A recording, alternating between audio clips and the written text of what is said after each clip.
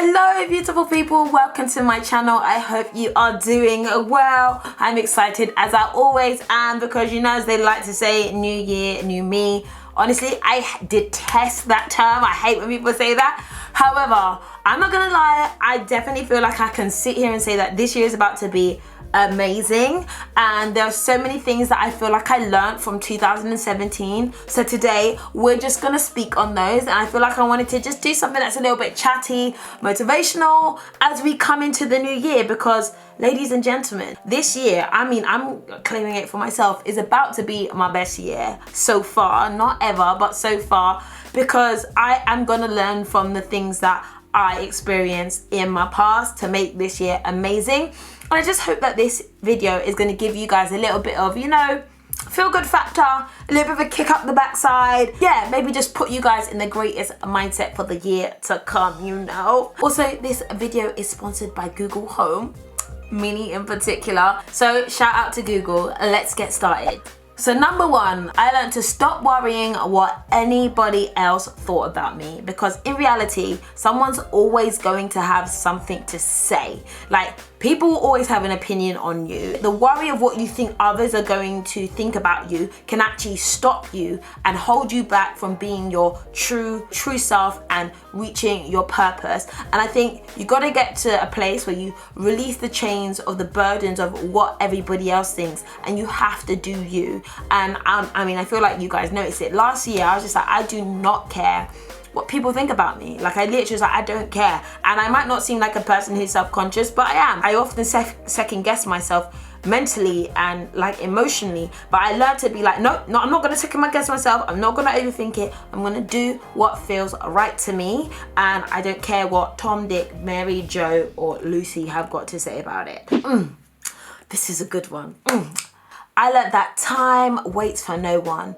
And if you want to be a boss, you have to manage your time like a boss. I am a scheduling kind of girl. I used to write things in diaries. I have Excel spreadsheets. I'm that kind of girl. And I had to really learn how to develop literally managing my life hour by hour. I absolutely love my Google Home Mini. It's just amazing, especially for reading out my schedule. So if I'm like, okay, Google, what's on my schedule for today?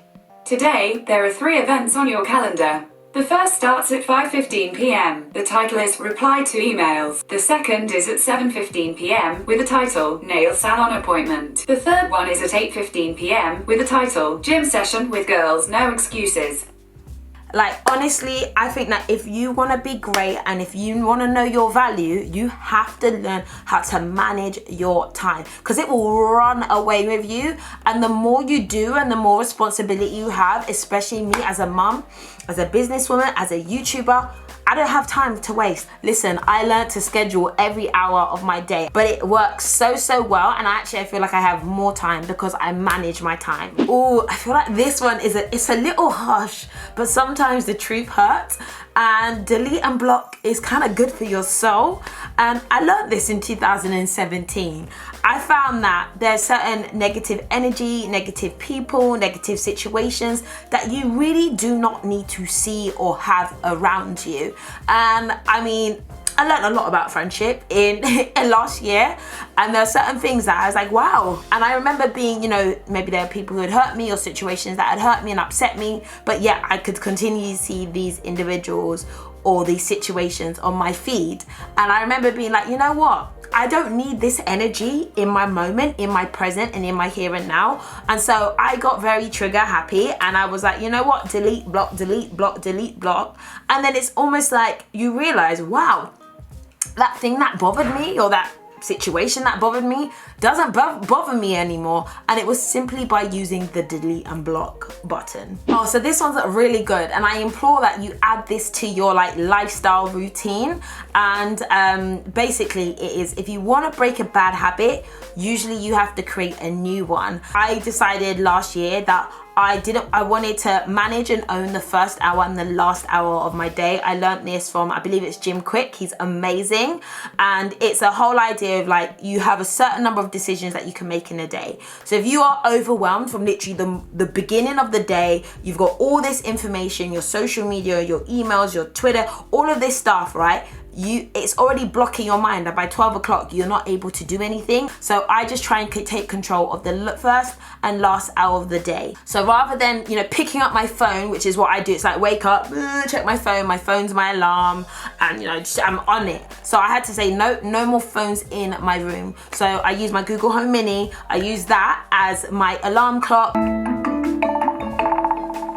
It reads the news, I can find out the weather, I can find out what's going on for my schedule for the day, and it means that I have all of that information to hand, but not my phone, right? So if I need to know, okay, what have I got going on today, I am able to find out that information without picking up my mobile phone and then thinking I'm turning off my alarm clock, but really I'm automatically on Twitter, or I'm automatically on Snapchat, or automatically on Instagram, and it literally became a reflex. So my new habit is not having my phone in my room. For the first hour and the last hour, I'm completely offline. So this one is quite personal and quite close to home, and it is to take care of your mental health. I think last year was one of the years where I feel like there was a nice push towards understanding the importance of mental health, and I think that not enough people were taking it as seriously as they needed to, and this year that is a goal for me.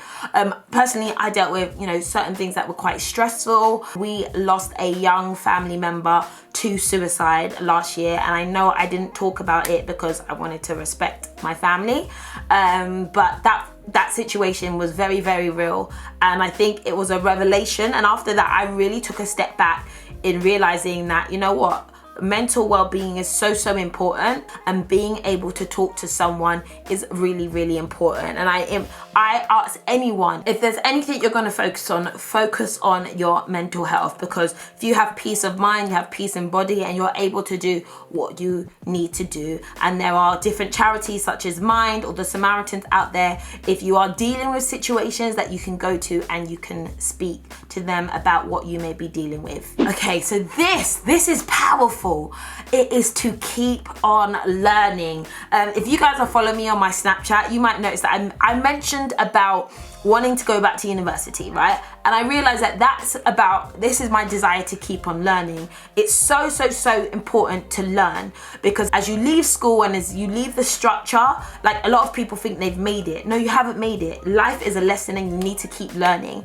The best way to learn is to ask questions. Ask questions about anything and everything.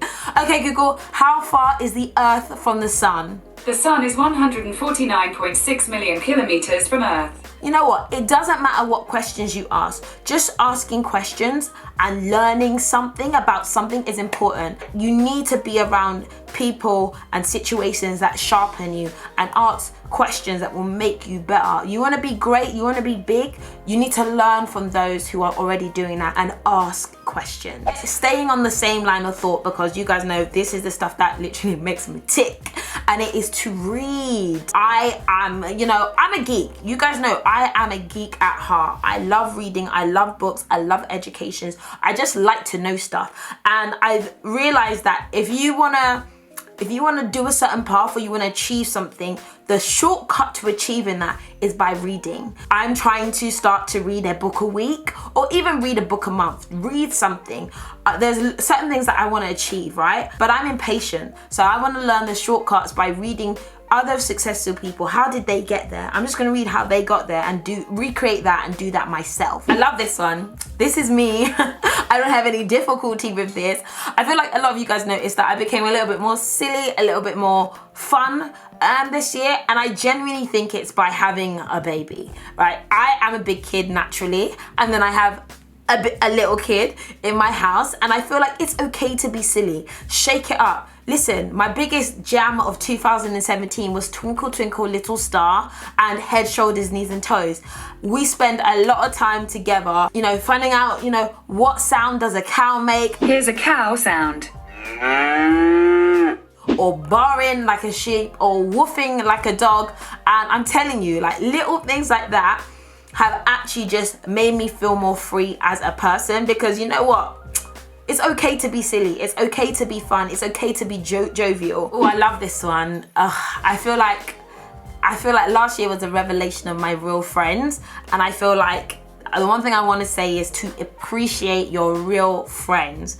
I am very comfortable and very confident with the people who I have in my life and the people who I want to make time for.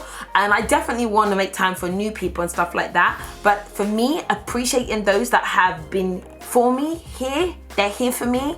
My girls know who they are. Like, I literally love them. Oh, this one here, this one. This is a real lesson, yeah? Sometimes you've got to say no today to say yes to your destiny tomorrow. And, you know, I'm still waiting on this, can I get an amen somewhere? I'm still waiting on this, but there's certain things I kind of got to this place of, sometimes you're scared and you want to do everything and you're like, yeah, I can do that. Yeah, I can do that. Yeah, I can do that. And then you actually end up sacrificing yourself and you say yes to an opportunity right now because it looks great. But something in your psyche is like, I don't know. Sometimes you have to listen to what you're saying and be like, no, right now. Sacrifice that thing that you're gonna get instantly.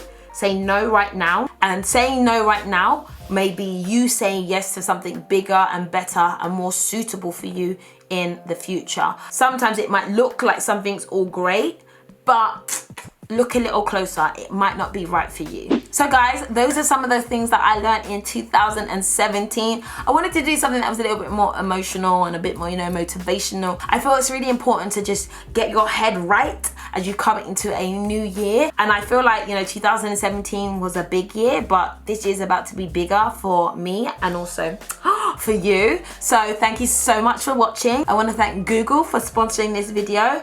As you can see, my Google Home Mini is just amazing. And you guys know I'm a Google Home user, so the Mini is just a nice little addition to the family. So guys, thank you for watching and I will see you soon. Bye.